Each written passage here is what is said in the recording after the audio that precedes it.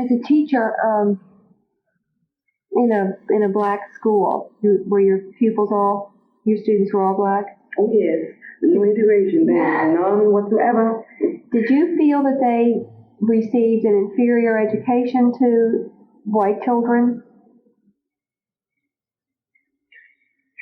Well,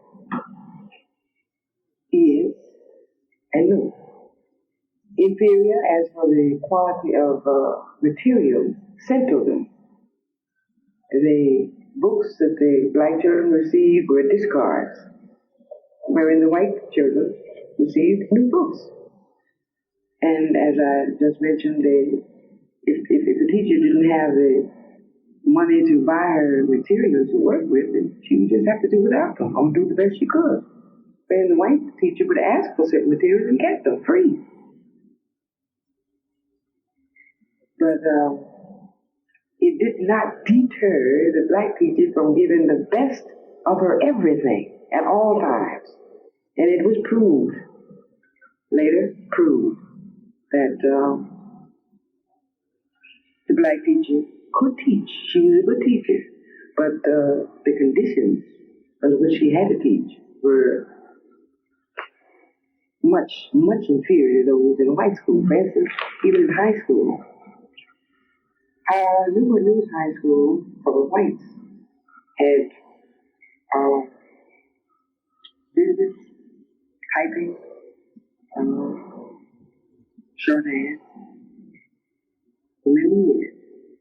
Huntington High School was almost demolished before they had it. In fact, the old Huntington High School never had it. They only put the business aspect in the new Huntington High School, when it was moved from the old Huntington High School, which was on Marshall Avenue, 16th Street. That was the last year that Dr. Crump was principal of that school. When the new Huntington High School on Orchard Avenue was erected, and Mr. W.D. Scales was principal there, that was the first year that he was there. It wasn't that, it was 2 or 3 years after he'd been there that they put business in that school. So it sounds like they had different curriculums. True, for black and white schools. True. And this is a sad thing when you think about it, because with the pigmentation of one's skin, you have to lack for certain things. It's sad when you think about it. But you don't feel any animosity, because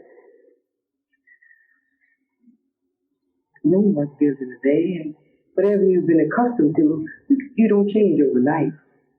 It's just like the black children.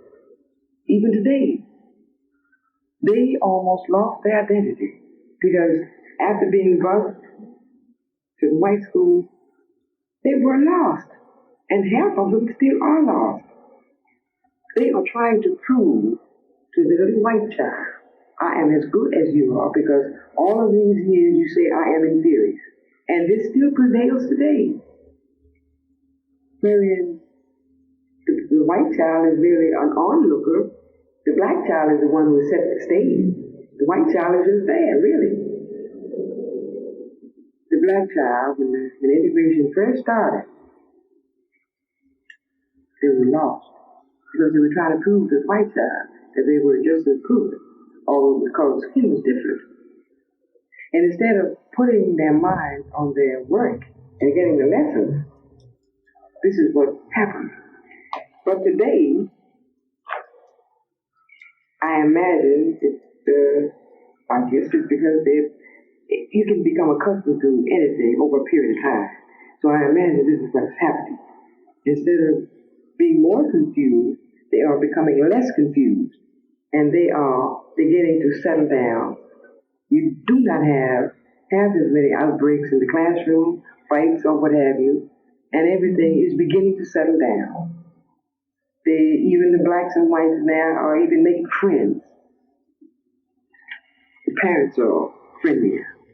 The teachers, of course, human nature says there will always be a few who will stay where they are without coming over, going back, but just staying put. But That's human nature too. So, but as long as the majority will be benefited, as long as the majority of little black children will find his or her identity and hold on to it. Don't blame anyone, just keep getting up. As they say, getting up, doing the best you can with what you have. In other words, stand for something, because anybody can fall for anything.